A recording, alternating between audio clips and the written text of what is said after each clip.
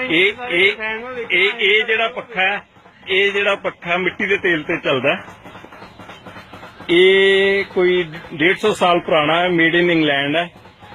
ਉਸ ਟਾਈਮ ਦੇ ਵਿੱਚ ਇਹ ਜਿਹੜਾ 1 ਲੀਟਰ ਤੇਲ ਦੇ ਨਾਲ ਕਰੀਬ 12 ਘੰਟੇ ਇਹ ਚੱਲਦਾ ਹੈ। ਇਹਦਾ ਮੈਕੈਨਿਜ਼ਮ ਪੱਖੇ ਦਾ ਇਹ ਕਿਸੇ ਰਿਆਸਤ ਵਿੱਚੋਂ ਆਇਆ ਹੋਇਆ ਇਹ ਪੱਖਾ, ਸਿੱਧੂ ਰਿਆਸਤ ਦੇ ਵਿੱਚ ਆ ਚੁੱਕਿਆ। ਇਹਦਾ ਮੈਕੈਨਿਜ਼ਮ ਜਿਹੜਾ ਹੈਗਾ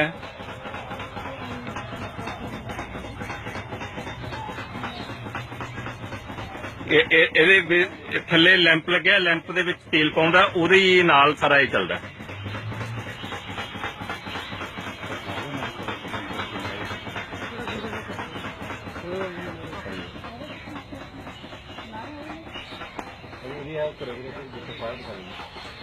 ਹਾਂ, ਇਹਦੀ ਜਿਹੜੀ ਫਾਇਰ ਹੈ ਉਹ ਇੱਥੋਂ ਚੱਲਦੀ ਹੈ,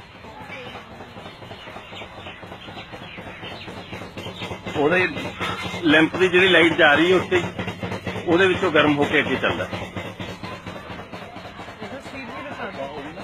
ਹੁਣ ਇਹਦੀ ਸਪੀਡ ਹੌਲੀ ਹੌਲੀ ਜਿਵੇਂ ਜਿਵੇਂ ਸੇਕ ਵਧੀ ਜਾਂਦਾ ਉਹਦੀ ਸਪੀਡ ਵਧੀ ਜਾਂਦੀ ਹੈ। ਹਾਂ।